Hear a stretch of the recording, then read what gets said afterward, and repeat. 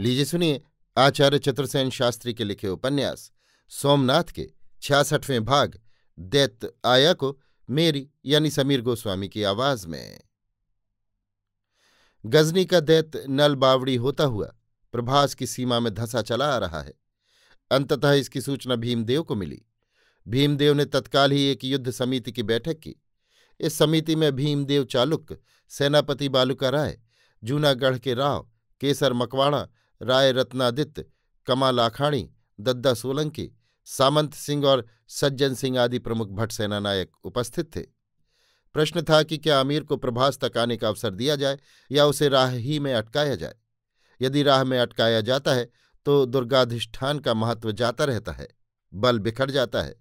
अतः सर्वसम्मति से यही निर्णय हुआ कि अमीर को आगे बढ़ने दिया जाए तथा उसके वापस जीवित लौटने के सब मार्ग बंद कर दिए जाएं। मकवाणा ने वीर दर्प से मूंछों पर ताव देकर कहा, मैं इस तलवार से उसके 2 खंड करूं तो मेरा नाम मकवाणा, इसी धर्म क्षेत्र में राक्षस की मुक्ति हो। जूनागढ़ के राव ने कहा, जब तक शरीर में प्राण है हम लोहा बजाएंगे, आगे जैसी शंकर की इच्छा। सज्जन चौहान ने कहा, अब तो मेरा जीवन ही उस दैत्य का सर्वनाश करने के लिए है। और भी बहुतों ने बहुत बातें कहीं। सभी ने वीर दर्प से हुंकृतियां भरीं। सब के अंत में जलद गंभीर स्वर में भीमदेव ने कहा, ये तो हुआ, अब ये कहो, अमीर का बल कैसा है, उसकी सैन्य कितनी है, उसका संगठन कैसा है। उसके पास 40,000 मंजे हुए घुड़सवार हैं। इसके अतिरिक्त 2,000 साढ़नियां और 500 हाथी हैं। 12,000 अचूक तीरंदाज हैं, जिनके तीर में 5 टंक की अनी पड़ती है महाराज। भीमदेव ने कहा, तो पहले तीरंदाजों ही को लो। हमारे पास कुल 7,000 तीरंदाज हैं।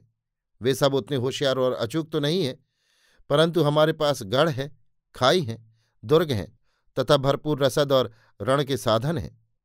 सबसे प्रथम उन्हीं की मुठभेड़ हो। इन 7,000 धनुर्धरों का अधिकार मैं लेता हूं। किंतु बालूका राय ने बाधा देकर कहा, नहीं महाराज, उनका अधिकार मैं लेता हूं। आप संपूर्ण धर्म सैन्य के नेता और सेनापति हैं। आपको सम्मुख युद्ध में आने का कोई काम नहीं है। महाराज बाण बलि प्रसिद्ध है, परंतु मैं एक ही बाण से उसका हृदय विदीर्ण न करूं तो बालूका राय नाम न धराऊं। भीमदेव ने हंसकर कहा, बालुक, तुम्हारे हस्त लाघव और शौर्य पर तो मैं ईर्ष्या करता हूं, परंतु तुम्हारे अधीन नगर रक्षा भी है, इसी से। परंतु बालुक ने बात काटकर कहा, नगर अब कहाँ है महाराज, ये प्रभास तो अब सैनिक सन्निवेश है। फिर भी तो मैं स्वेच्छा से दायित्व ले रहा हूं। आपको मैं किसी भी हालत में कोई जोखिम सिर न लेने दूंगा। भीमदेव ने कहा, तब ऐसा ही हो, अपने धनुर्धारियों को तुम संभालो। अब हमें कुल 3 मोर्चे स्थापित करने हैं। प्रथम होगा मुख्य तोरण, उसका रक्षक कौन होगा? जूनागढ़ के राव ने अपनी तलवार ऊंची करके कहा, ये लोहा, इसके रहते दैत्य महालय के मुख्य तोरण पर पदाघात न कर सकेगा। ठीक है, आप 2 सहस्त्र घुड़सवार और 10 सहस्त्र सैन्य सहित मुख्य तोरण की रक्षा करेंगे। अब दूसरा मोर्चा जूनागढ़ द्वार सागर तट है, उसे कौन संभालेगा? मैं। कमाल आखाणी ने मेघ गर्जन की भांति कहा, सागर तट पर मेरा जन्म सिद्ध अधिकार है। अच्छा, तो तट पर इस समय 300 नावें हैं तथा 6 भारवाहक और 3 शस्त्र सज्जित जहाज हैं। शत्रु के पास जल युद्ध का कुछ भी सरंजाम नहीं है। ये आपके अधिकार में हुए। आपको अश्वारोही सेना की तो दरकार ही नहीं। 5,000 तलवार और बर्छे के धनी योद्धा और बालूका राय के तीरंदाज भी आपके साथ रहेंगे। तो महाराज तट भाग अभंग है, सो अभंग रहेगा। अब रहा नगर द्वार। भीमदेव ने कुछ चिंतित होकर कहा, उसके लिए केवल 500 अश्वारोही मुझे दे दीजिए। मकवाणा ने हंसकर कहा। भीमदेव हंस पड़े। उन्होंने कहा, 500 नहीं, 2,000 अश्वारोही और 5,000 पदातिक, साथ ही दामू मेहता भी। तब तो अधिकस्याधिकम फलम। सज्जन सिंह चौहान ने कहा, किंतु मुझे क्या काम सौंपा जाता है? भीमदेव ने गंभीर मुद्रा से कहा, हां, अब आपकी बारी है सज्जन सिंह जी। आपको मैं सबसे कठिन कार्य सौंप रहा हूं। यही मेरी अभिलाषा भी है। तो देखिए, यदि देव दुर्विपाक से हमें दलित करके यहां से सुल्तान वापस लौटे तो मरुस्थली में ही उसको समाधि तुम देना। यही कार्य मैं तुम्हारी सुपुर्द करता हूं। प्रातः स्मरणीय घोगा बापा का तर्पण तुम्हें ही करना होगा वीरवर, और अब तो तुम ही मरुस्थली के रक्षक भी हो। ऐसा ही होगा महाराज, मैं प्रतिज्ञा करता हूं। तब कहो तुम्हें कितने सैनिक चाहिए? ये देख लो, हमारे पास योद्धाओं की बहुत कमी है। ये मैं देख रहा हूं महाराज। तो मैं कम से कम योद्धा दूंगा। ठीक है महाराज, कहो फिर कितने? सज्जन सिंह ने फीकी हंसी हंसकर कहा, एक भी नहीं महाराज। वो सामने नीम की छाया में मेरी साढ़नी बंधी है, बस वो और मैं, दो ही यथेष्ट हैं। सज्जन सिंह की बात सुनकर सब कोई आश्चर्य से उसका मुंह ताकने लगे। सज्जन सिंह ने कहा, महाराज, बिना कुछ खाए पिए मेरी साढ़नी ने 5 बार इस मरुस्थली को पार किया है। वो मरु समुद्र का जहाज है। वो 40 दिन तक बिना खाए पिए धावा कर सकती है। परंतु एक बात है। वो क्या? यदि अमीर पीछे मरुस्थली की ओर ना लौटे, संभवतः वो राजस्थान की ओर मुंह न कर सकेगा, किंतु अर्बुदाचल के मार्ग जाए तो उसकी चिंता नहीं। विमलदेव शाह 30,000 गुर्जर सैन्य सहित उसका मार्ग रोकने को आबू में सन्नद्ध है। फिर काका दुर्लभदेव की गज सैन्य भी है। और अभी तो यहां हम हैं। यदि भगवान सोमनाथ की ऐसी इच्छा हुई तो सुल्तान के भाग्य का अंतिम निपटारा या तो तुम्हारी मरुस्थली में होगा या अर्बुदाचल में। मरुस्थल सज्जन का और अर्बुदाचल मेरा। तो महाराज, मरुस्थल की ओर यदि दुर्भाग्य अमीर को ले गया तो वहां से एक भी मिलेच्छ जीता न लौटेगा। अब रहा सामंत, सामंत को मैं यहां न रहने दूंगा। ये इसी समय घोघा गढ़ जाए। मेरा अपराध महाराज? सामंत ने भरे कंठ से कहा। अपराध नहीं भाई, घोगा बापा का वंश जीवित रखना होगा। घोगा बापा के 84 पुत्र पौत्रों में एक तुम और सज्जन बस 2 बचे हो। सज्जन को तुम्हें उत्सर्ग के मार्ग पर भेज रहा हूं, पर सामंत, तुम्हें अपने वंश की रक्षा करनी होगी। महासेनापति भीमदेव की वाणी कंपित हो गई। आंखें मेह बरसाने लगीं। तो सामंत, महाराज की बात रख, सज्जन ने आंखों में आंसू भरकर कहा। सामंत ने अवरुद्ध कंठ से कहा, बापू, मैं यहां धर्मयुद्ध से विमुख होकर चला जाऊं तो मेरा क्षत्रिय धर्म जाए। ऐसा नहीं सामंत, भीमदेव ने कहा। मैं नहीं जाऊंगा महाराज। मैं सेनापति की आज्ञा को अस्वीकार करता हूं। मुझे अनुशासन भंग करने का दंड दीजिए। महाराज भीमदेव ने हंसकर स्नेह से उस तरुण को छाती से लगा लिया। दामोदर मेहता ने कहा, महाराज, सामंत सिंह जी के लिए एक महत्वपूर्ण कार्य है। क्या? उन्हें खंभात की रक्षा का भार दीजिए। अंततः खंभात का सामुद्रिक महत्व सबसे अधिक बढ़ता जाएगा। ठीक है, तो सामंत, तुम्हें खंभात सौंपता हूं। वहां गुर्जरेश्वर श्री वल्लभदेव हैं, सुश्री चौला हैं, पाटन के हजारों आबाल वृद्ध हैं। गुजरात की सभी प्रतिष्ठा और संपदा इस समय खंभात में है। इन सब का रक्षक मैं तुम्हें बनाता हूं वीर। सामंत ने सिर झुकाकर कहा, जैसी महाराज की आज्ञा। अन्य आवश्यक व्यवस्था के बाद ये युद्ध मंत्रणा भंग हुई। 20 सहस्त्र सुरक्षित सैन्य की कमान महाराज भीमदेव के अधीन रही।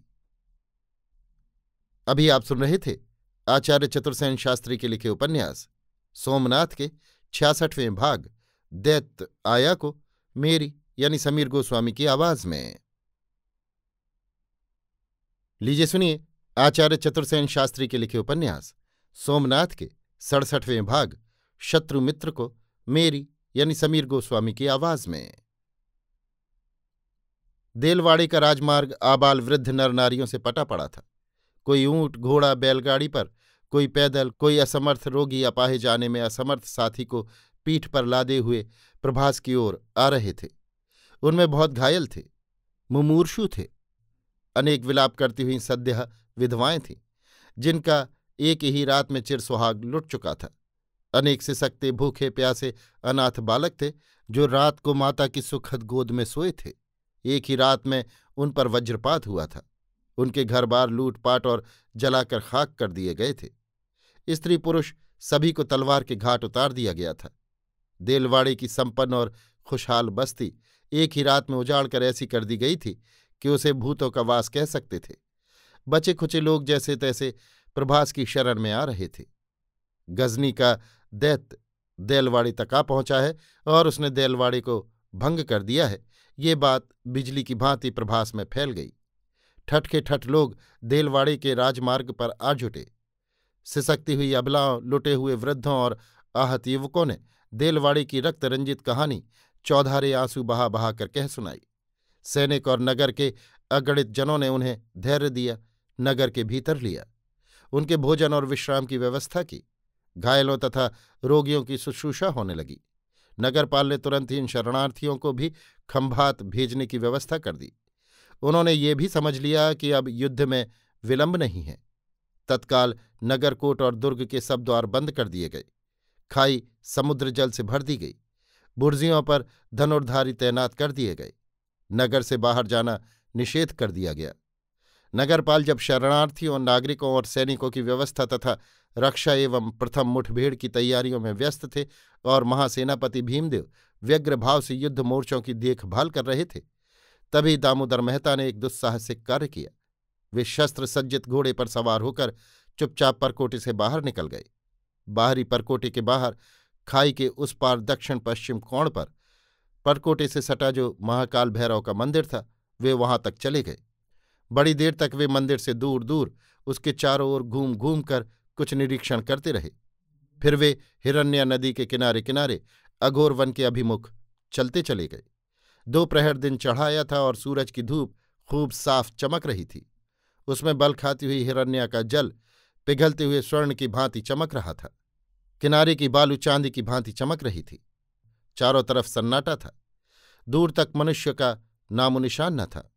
दूर पर प्रभास का नगरकोट और उसके ऊपर महालय का स्वर्ण कलश चमक रहा था।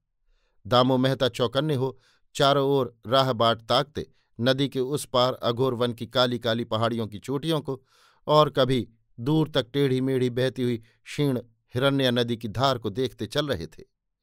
एकाएक उन्हें ऐसा प्रतीत हुआ कि हिरण्या नदी के उस पार अघोर वन के तट पर कोई वस्तु हिलती और इधर उधर घूमती फिर रही है। उन्हें बड़ा कौतूहल और भय भी हुआ। वो तो अगम्य स्थल है, पिशाचों का वास है, मनुष्य का वहां जाना रहना अशक्य है। तब ये क्या कोई पिशाच या प्रेत है? सम्मुख ही महाश्मशान था, परंतु इस समय वहां भी सन्नाटा था। उन्होंने एक बार उधर देखकर फिर अपनी दृष्टि उसी हिलती हुई वस्तु पर स्थिर की।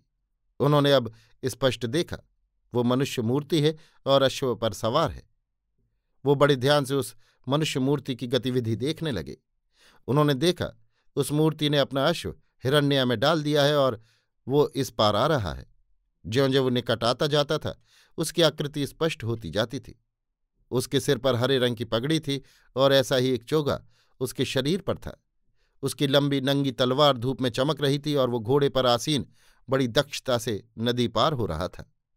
कुछ निकट आने पर उन्होंने देखा सवार कोई तुर्क म्लेच्छ है। उसकी लाल दाढ़ी हवा में फरफरा रही है। देखते ही देखते वो इस पार भूमि पर आ गया। आते ही उसका बलिष्ठ अश्व हवा में उछला और छलांगे मारने लगा। अब दामोदर मेहता को अपनी एकाकी तथा असहाय अवस्था का ध्यान आया।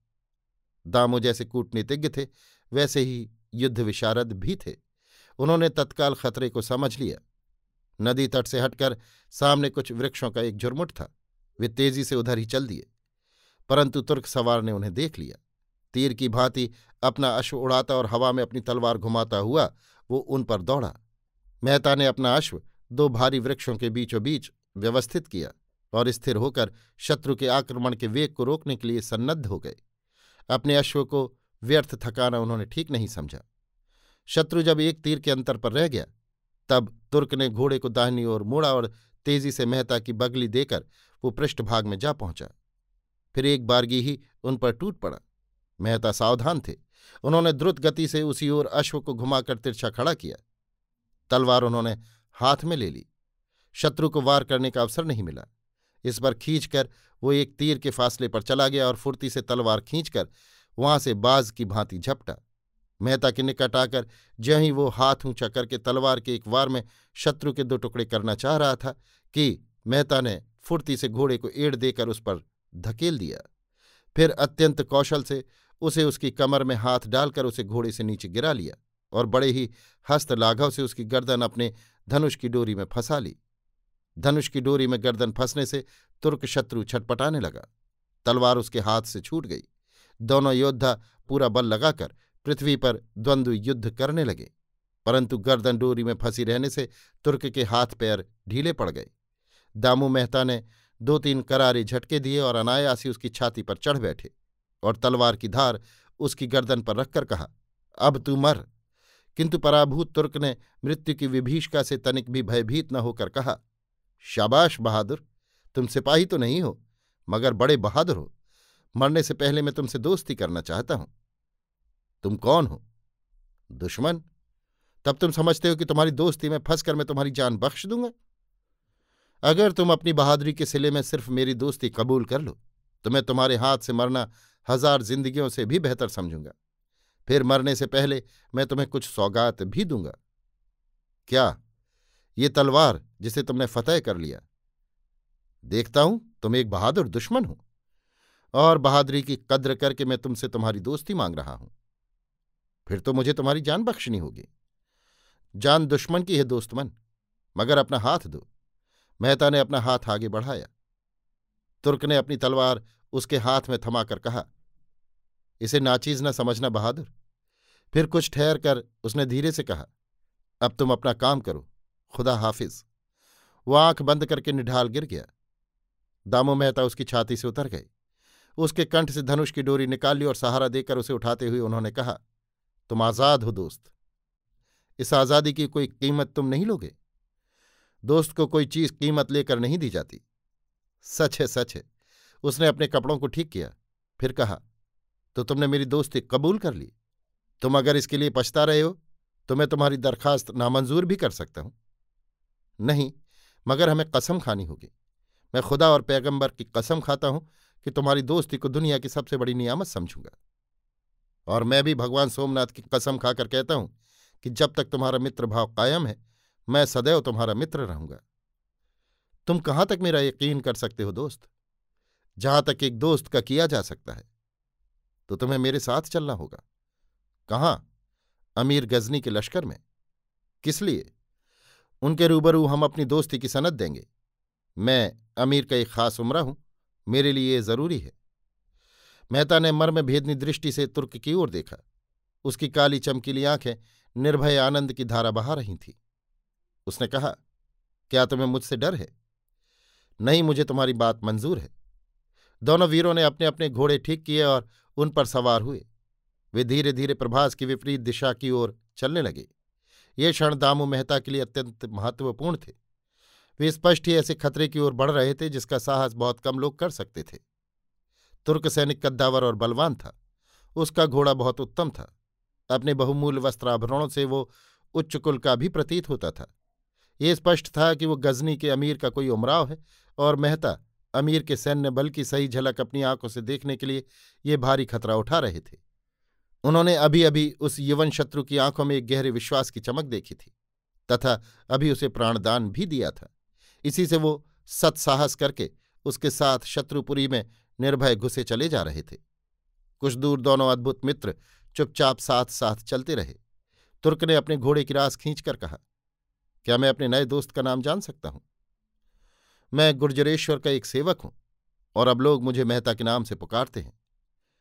अगर गुजरात के राजा के पास ऐसे ही सेवक हैं जैसे कि तुम हो, जो शत्रु के सामने पहाड़ सा अडिग और दोस्त के सामने पहाड़ सा महान है, तो मैं गुजरात के महाराज के भाग्य पर ईर्ष्या करूंगा। क्या तुम्हारा ऐसा रुतबा है कि तुम प्रतापी गुर्जरेश्वर के भाग्य से स्पर्धा कर सको? ये मैं नहीं कह सकता दोस्त, लेकिन मैंने जो कहा है उसे फिर दोहराता हूं। तो मेरा नाम तुमने पूछ लिया तुर्क सरदार, क्या तुम भी मुझे अपना नाम बताओगे? क्यों नहीं, मगर थोड़ा सब्र करने के बाद। अभी तुम मुझे सिर्फ एक दोस्त ही समझ लो। यदि इसमें कोई भेद है तो ऐसा ही सही, लेकिन तुम ये जानते हो कि मैं इस तलवार की दोस्ती के नाम पर कितना खतरा मोल ले रहा हूं। लेकिन रसूल और खुदा के नाम पर जो तुम्हारा दोस्त बना है, उसके जिंदा रहते तुम्हें खतरे से क्या डर? लेकिन तुम क्या मुझे अमीर के सामने ले जाओगे? मेरा बिल्कुल यही इरादा है। क्या अमीर एक काफिर का अपने लश्कर में आना पसंद करेगा? क्यों नहीं, जबकि वो उसके इज्जतदार सरदार का जीवनदाता है। ये बात अमीर से कहेगा कौन? मैं कहूंगा। क्या सचमुच गजनी का अमीर अपने सरदारों की इतनी इज्जत करता है कि वो तुम जैसे एक अधना दरबारी सरदार के दोस्त का स्वागत करे जो एकदम अजनबी है? दोस्त मन, अमीर बहादुरों का कद्रदान है। और तुम देखोगे कि वो उस आदमी को उठकर गले से लगाएगा जिसमें बहादुरी और बड़प्पन दोनों ही बहुत है। खैर, ये मैं देख लूंगा। मेहता चुप हो गए। कुछ देर दोनों चलते गए। धीरे धीरे मार्ग के घुमाव के उस ओर घने जंगल में अमीर की छावनी दृष्टिगोचर हुई। मीलों तक छावनी का फैलाव था। हाथी, घोड़े, पैदल, सिपाही, नौकर, चाकर सब अपना अपना काम कर रहे थे। प्रभावशाली तुर्क ने निरंतर एक विशेष संकेत शब्द करते हुए छावनी में प्रविष्ट होना प्रारंभ किया और वे दोनों निर्विघ्न छावनी की मरुस्थली में पहुंच गए। मेहता उस विराट सैन्य की व्यवस्था और प्रचंड सत्ता को देखते हुए तुर्क सवार के साथ साथ चलते गए। अब उनमें कभी कभी बहुत धीरे धीरे बातचीत होती थी। तुर्क सवार कुछ महत्वपूर्ण बात कहना चाह रहा था, परंतु मेहता चुपचाप नेत्रों से जो देख रहा था उस पर विवेचन कर रहा था, इसलिए वो बातचीत में अन्यमनस्क हो रहा था। इसी समय वे लाल रंग के बहुमूल्य खेमे के सम्मुख जा खड़े हुए। उसके सम्मुख कोई 50 तीरंदाज पहरा लगा रहे थे। उन्होंने अदब से तुर्क सरदार का अभिनंदन किया। तुर्क फुर्ती से घोड़े से कूद पड़ा। उसने संकेत से मेहता को घोड़े से उतरने के लिए कहा और बताया वो अमीर से निवेदन करके उसे अभी भीतर बुला लेगा। वो भीतर चला गया। 2 हबशी गुलामों ने आगे बढ़कर अश्व थाम लिए। सैनिक घूर घूर कर मेहता को देखने लगे। मेहता अपने विचारों में डूब उतरा रहे थे, परंतु उन्हें अधिक सोचने विचारने का अवसर नहीं मिला। एक संभ्रांत दरबारी पुरुष ने अत्यंत आदरमान से उसका अभिवादन किया और अमीर के खेमे में चलने का विनम्र अनुरोध किया। मेहता धड़कते कलेजे से अमीर के खेमे में घुस गए। प्रथम यों वो वहां की महार्घता देख सकते की हालत में रह गए। खेमे में जो सजावट थी वो अकल्पनीय थी। उसमें कीमती कालीन बिछे थे। खेमे के मध्य भाग में मसनद के निकट अमीर सुल्तान महमूद प्रसन्न वदन खड़ा था। उसने कहा, खुशामदन दोस्तमन, मेरे पास मसनद पर बैठकर मुझे ममनून करो और बताओ कि गजनी का सुल्तान अपने दोस्त को किस तरह खुश कर सकता है। दामोदर मेहता ने दरबारी कायदे से सुल्तान का अभिवादन किया और कहा, आलीजाह, यद्यपि ये गुलाम आपको पहचानता न था, फिर भी कुछ भान हो गया था कि उसे हो न हो हुजूर की ही दोस्ती का रुतबा मिला है। हम लोग दुर्भाग्य से 2 अलग अलग उद्देश्यों में सन्नद्ध हैं, परंतु नामवर अमीर दामोदर मेहता को जब चाहेंगे दोस्त की तरह काम में ले सकेंगे। अमीर ने कहा, दोस्तमन, मैं चाहता हूं कि तुम्हें निहाल कर दूं, मगर मैं देखता हूं कि तुम वो वशर हो जिसे शहनशाह ममनून नहीं कर सकते। फिर भी नामवर सुल्तान नाजुक मौकों पर जब चाहें दामोदर मेहता को अपना दोस्त पाएंगे। मुझे यकीन है, लेकिन मैं चाहता हूं कि तुम मुझसे कुछ मांग कर मुझे ममनून करो। आलीजा ने साधारण राजसेवक को दोस्त कहकर सब कुछ दे दिया। अब और कुछ मांगने को रहा नहीं। क्या इस जंग की बाबत मेरे दोस्त गजनी के सुल्तान से कुछ कहना चाहेंगे? आलीजा, मैं महाधर्म सेनापति महाराज भीमदेव का संदेशवाहक नहीं हूं। ठीक है, मैं समझता हूं। तो दोस्त, गजनी के अमीर की जान तुम्हारी अमानत है। बस जाओ, खुदा हाफिज। अमीर उठकर मेहता के गले मिला। खेमे के द्वार तक साथ आया। खेमे के बाहर अमीर के साथ मनसबदारों ने उसे विदाई की सलामी दी और राहदारी का सवार देकर उसे विदा किया।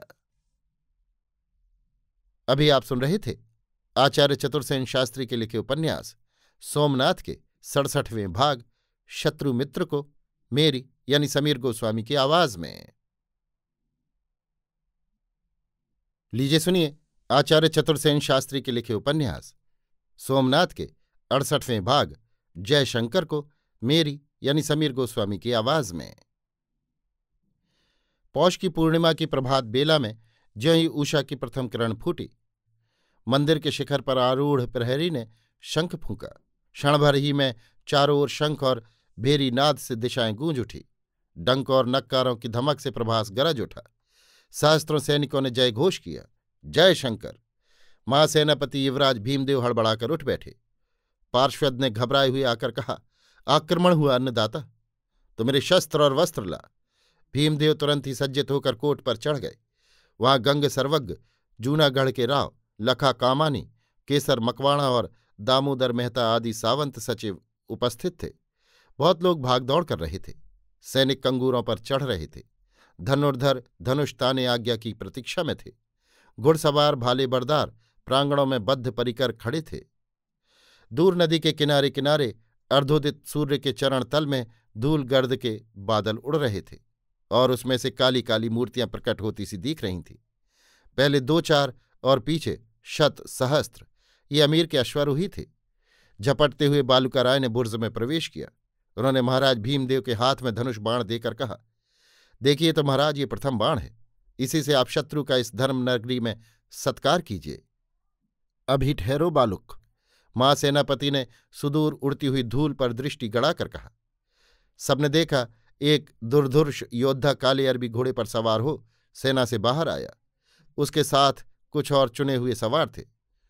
सबके सुनहरी तारकशी के वस्त्र उस प्रभातकालीन सूर्य की पीत किरणों में चमक रहे थे। जो सबसे आगे था वो पगड़ी पर एक मूल्यवान पन्ने का तुर्रा बांधे था। उसकी दाढ़ी लाल रंग की थी। वो क्षण भर शांत भाव से खड़ा महालय की फहराती ध्वजा को देखता रहा।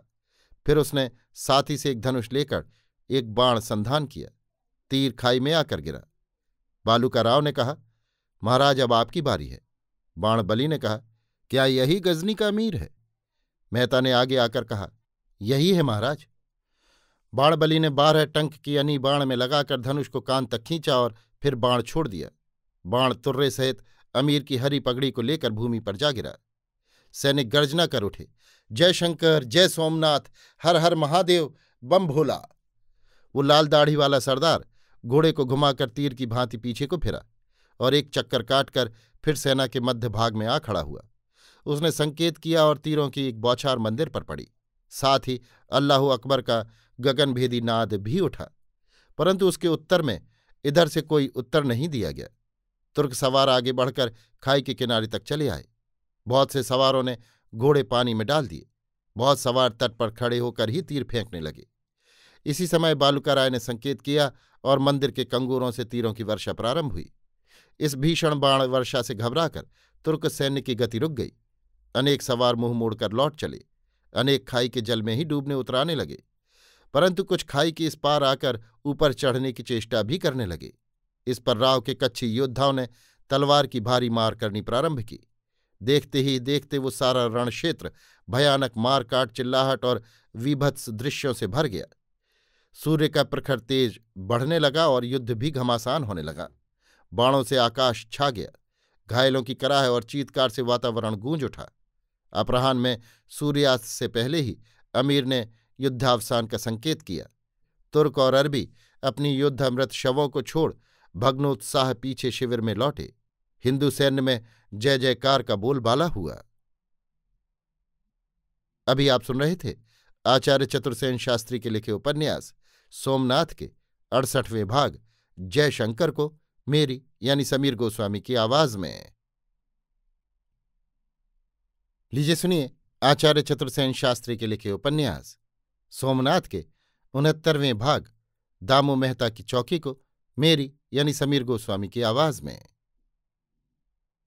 प्रथम दिन के युद्ध में विफल मनोरथ होकर अमीर के लौट जाने पर हर्ष और उमंग की जो बाढ़ राजपूत सैनिकों में आई, उसे अपनी आंखों से देखते, शाबाशी देते तथा दूसरे दिन के युद्ध के लिए ठीक ठीक व्यवस्था करते जत्थेदारों को आदेश देते महाराज महासेनापति भीमदेव बहुत रात गए तक सारे मोर्चों पर घूमते रहे।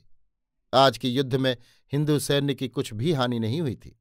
एक भी आदमी व्यापक रूप से आहत नहीं हुआ था। एक भी मोर्चा भंग नहीं हुआ था। प्रथम बाण से जो अमीर की पगड़ी गिरा दी गई थी, उसकी हंस हंसकर चर्चा हो रही थी। सिपाही अपने अपने कौशल की डींगे मार रहे थे। बहुत रात बीतने पर महाराज भीमदेव अपने शयन कक्ष में गए। वहां उन्हें सूचना मिली कि सर्वज्ञ अभी तक समाधिस्थ ही हैं। सब सेनापति और मंडलेश्वर एक एक करके महासेनापति से विदा हुए। गंगा ने आकर महासेनापति को देव प्रसाद दिया और कहा, सर्वज्ञ तथा देवता के कल भी दर्शन नहीं होंगे। धीरे धीरे सारा सोमपट्टन नींद में ऊँघने लगा। दिशाओं में शांति एवं नीरवता छा गई। केवल एक व्यक्ति जो अब भी विश्राम नहीं कर पाया, वो था दामू मेहता। वो चुपचाप सारे मोर्चों को बारीकी से देखता हुआ और बीच बीच में अमीर की छावनी में जलती और धूकती हुई हजारों मशालों को देख रहा था। उसी के पीछे चुपचाप उसके 2 चर उसी की भांति छाया मूर्ति बने चल रहे थे। द्वारिका द्वार पर आकर मेहता खड़ा हो गया। उसने बड़े ध्यान से द्वार के सब मोर्चों को देखा। फिर उसने पीछे मुंह कर मंद स्वर से कहा, यहां किसकी चौकी है आनंद? दद्दा सोलंकी की। हाँ हाँ, परंतु इस समय दद्दा कहाँ है, दिख नहीं रहे? उधर बुर्ज पर वे बैठते हैं। बैठे तो हैं सामने। ठीक है, किंतु तुम कहते हो वो युवक किसी घाट पर आता है? जी। दद्दा ने क्या उसे एक बार भी नहीं देखा? मालूम तो ऐसा ही होता है। मैंने दद्दा से पूछा था कि चौकी पहरा सब ठीक है, तो उन्होंने हंसकर यही कहा, सब ठीक ठाक है भाया, जब तक ये तलवार है। हाँ, उन्हें तलवार ही का तो भरोसा है। अरे आनंद, ये योद्धा तलवार ही को काम में लेना जानते हैं, बुद्धि को नहीं। लेकिन तूने कहा था कि वो आज भी आएगा। जी हाँ। कब? दोपहर रात बीते। इसमें तो अब देर नहीं। लेकिन तूने तो कहा था वो कृष्ण स्वामी की लड़की से प्रेम करता है। वो तो अब है नहीं, फिर अब क्यों आता है? सिद्धेश्वर से मिल ले। सिद्धेश्वर कौन है? अमीर और रुद्रभद्र का मध्यदूत। ठीक कह सकते हो। जी, मैंने स्वयं उनकी बात सुनी है। निश्चय ही कुछ गहरी चालें चली जा रही हैं। तो तुम इस निर्णय पर पहुंच चुके हो कि रुद्रभद्र सहस्त्राग्नि तप का जो ढोंग कर रहा है उसका कुछ और ही उद्देश्य है? संदेह तो मेरा यही है। अब आज आप स्वयं देख लें। क्या वो योद्धा है? खूब तरुण है, पर शायद बुद्धिमान नहीं। कम से कम सावधान नहीं है, पर साहसी है। तो आनंद, तू उसका विश्वास भाजन बन। इसी के लिए तो मैं ये चीज लाया हूं। आनंद ने हंसकर कहा। क्या? द्वारिका द्वार की चाबी? किंतु नकली है। इसे सिर्फ दिखाऊंगा, दूंगा नहीं। उसी से काम हो जाएगा। आनंद हंसा। इसी समय पानी में कुछ शब्द हुआ। आनंद ने कहा, वो शायद आया है। आप इसी वृक्ष की आड़ में छिप जाएं। उसका कौशल देखिए, किस युक्ति से आता है कि दद्दा का चौकी पहरा ही व्यर्थ जाता है। ऐसा वो क्यों ना करे, यहीं का खेला खाया है, सब घर घाट जानता है। दद्दा की आंखों में धूल झोंकना उसके लिए कठिन क्या है? क्या दद्दा को सावधान कर दिया जाए? तब तो शिकार हाथ से निकल जाएगा। किसी से कुछ कहने की आवश्यकता नहीं है। देखो वो छाया मूर्ति वही है। आप उस वृक्ष की ओट में हो जाएं। ठीक है देवसेन, तुम अवसर पाकर पानी में बैठना और अंततः सावधानी से उसका पीछा करना, तथा सूर्योदय होने से पहले ही मुझे उसका सब विवरण देना। देवसेन क्षण भर में दृष्टि से ओझल हो गया। दामू मेहता पीछे हटकर वृक्ष की ओट में छिप गए। आनंद छाया में छिपता हुआ तट की ओर बढ़ा। तट पर एक बहुत बड़ा प्राचीन वट वृक्ष था। उसकी अनगिनत जटाएं जल तक लटकी हुई थी। ऐसी ही एक जटा को पकड़कर कमर तक जल में घुसकर उसने एक शब्द किया। शब्द सुनकर जल से एक सिर बाहर निकला। आनंद ने कहा, निर्भय रहो मित्र, और निकट आ जाओ, कोई खटका नहीं है। छायामूर्ति ने पास आकर कहा, दम में ले आया हूं, ये लो। उसने सोने से भरी एक भारी थैली आनंद के हाथ में दे दी और इधर उधर सिर हिलाकर बालों का जल झाड़ा। स्वर्ण दम्ब से भरी थैली लेकर आनंद ने कहा, ठीक है, मैं भी तुम्हारी चीज ले आया हूं, देखो। उसने वस्त्र से निकालकर बड़ी सी चाबी दिखाई। युवक ने प्रसन्न होकर कहा, लाओ दो, बाकी इनाम कल मिल जाएगा। आनंद ने चाबी वस्त्र में छिपाकर कहा, अभी नहीं मित्र, सब काम खूब होशियारी से आगा पीछा देखकर होना चाहिए। अभी दे दूंगा तो हम पकड़े जाएंगे। प्रातःकाल चाबी मांगी जाएगी, ना देने से मुझ पर विपत्ति आएगी, तथा द्वार पर पहरा चौकी बढ़ जाएगा। हमारी सारी योजना व्यर्थ जाएगी। तब मैंने एक युक्ति सोची है। इसी प्रकार की दूसरी चाबी बनवाई है, वो कल मिल जाएगी। उसे लेकर तुम अपना काम करना, किसी को संदेह भी ना होगा। यही सही, पर अब नित्य आने में जोखिम है। बस एक बार और, परंतु मैं तुम्हारी एक सहायता करना चाहता हूं। क्या? एक पुरुष से मुलाकात। कौन है वो?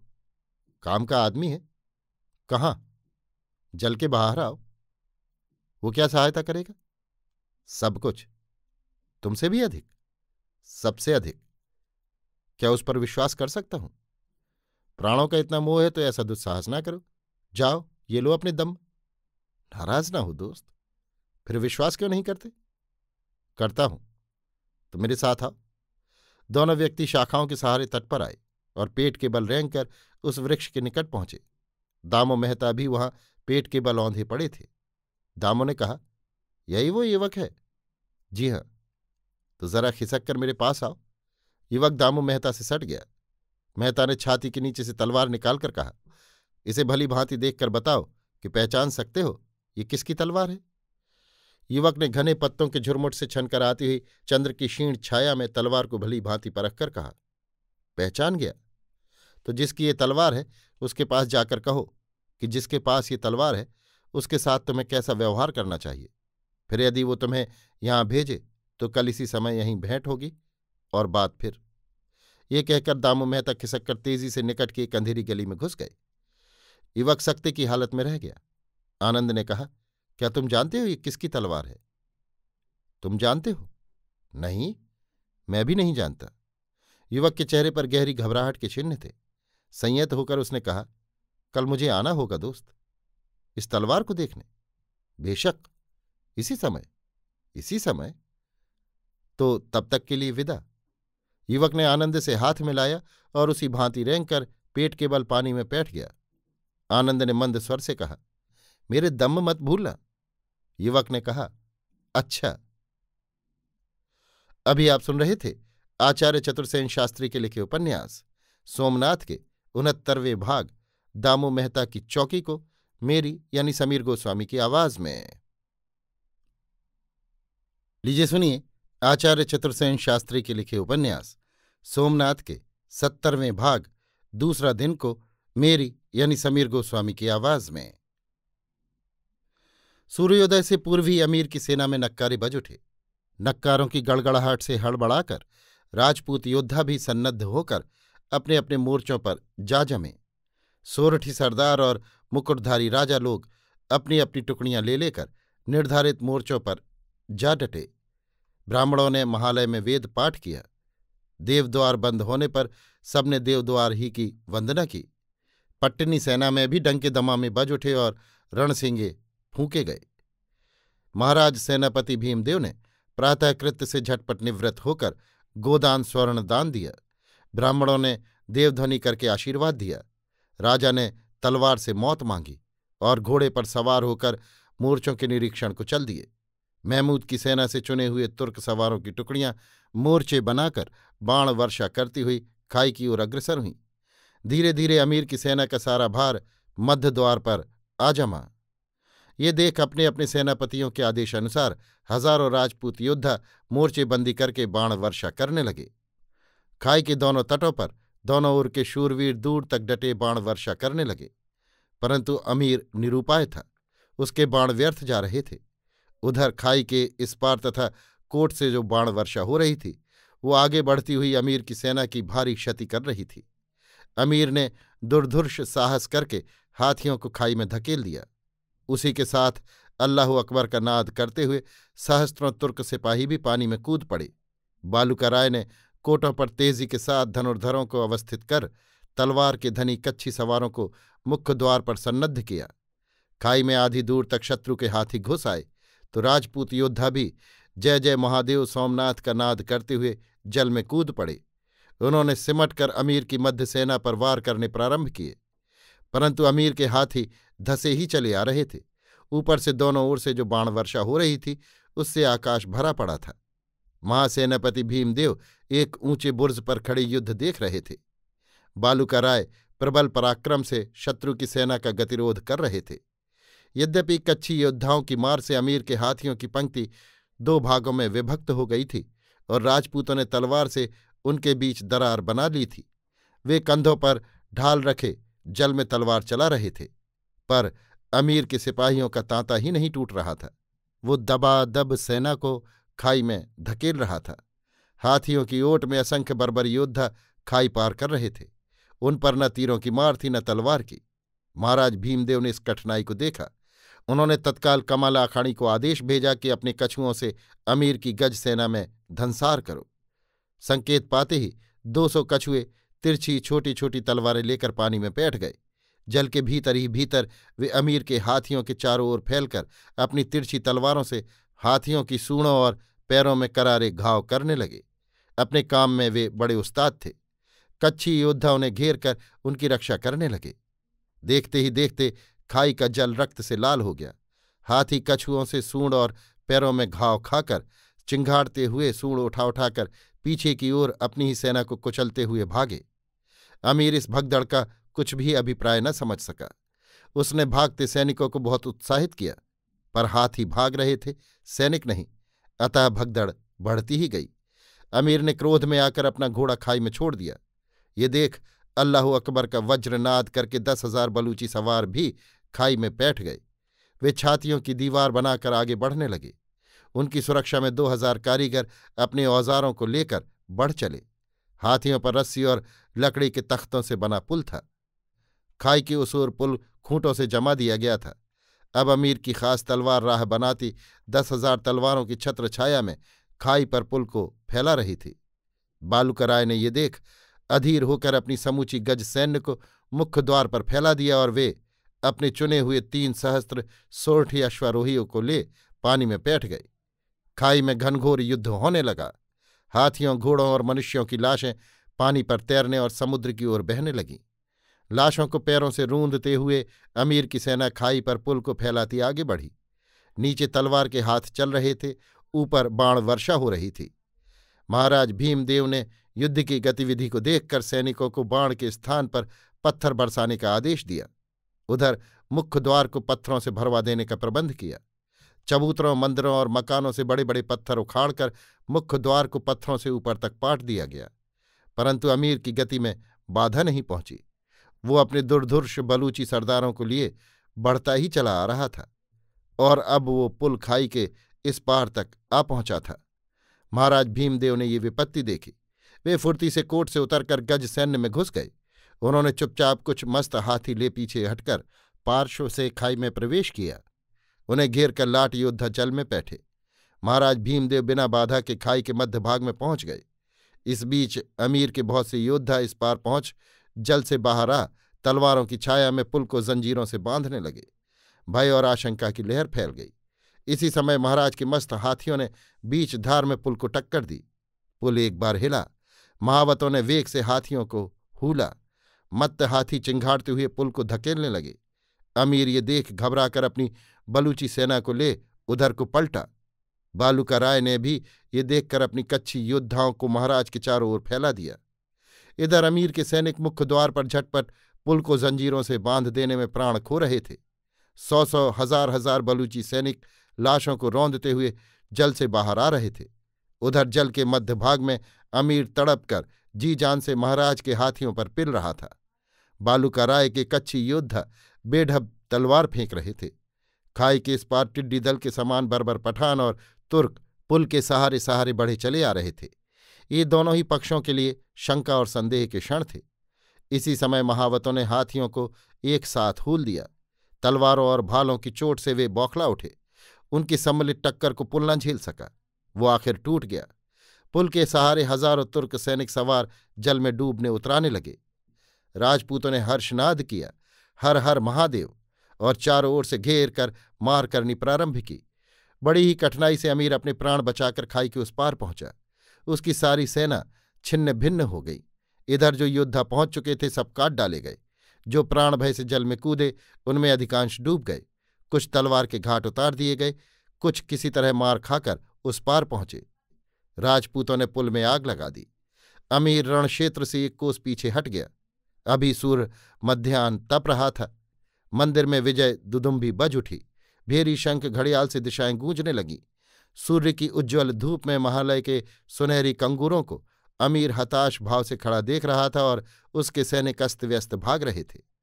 आधे दिन के इस महाघनघोर युद्ध में यद्यपि हिंदुओं की भी बहुत हानि हुई थी, परंतु अमीर की तो सारी सेना की व्यवस्था ही बिगड़ गई थी। सबसे बड़ी बात तो ये थी कि उसकी समूची ही गज सैन्य का सत्यानाश हो गया था। उसके पास अब 100 हाथी भी शेष नहीं बचे थे जो घायल न हों। कछुओं ने सबकी सूढ़ें काट डाली थीं, पैरों में गहरे घाव कर दिए थे। अमीर शोक और निराशा में अभिभूत हो घोड़े से उतर वहीं भूमि में दोनों हाथों से मुंह ढांप कर बैठ गया। उसने शोक संतप्त होकर कहा, या अल्लाह, ऐसा दिन तो कभी जिंदगी में देखा ही न था। मंदिर में नक्कारे बज रहे थे। प्रसादी की तैयारियां हो रही थीं। ज्यों ही घायल और थकित भीमदेव अपने कक्ष के द्वार पर पहुंचे, उन्होंने देखा गंग सर्वज्ञ शांत मुद्रा में खड़े हैं। भीमदेव ने उन्हें साष्टांग दंडवत किया। सर्वज्ञ ने कहा, हे धर्मरक्षक, तेरी सदा जय हो। अभी आप सुन रहे थे आचार्य चतुर्सेन शास्त्री के लिखे उपन्यास सोमनाथ के 70वें भाग दूसरा दिन को मेरी यानी समीर गोस्वामी की आवाज में।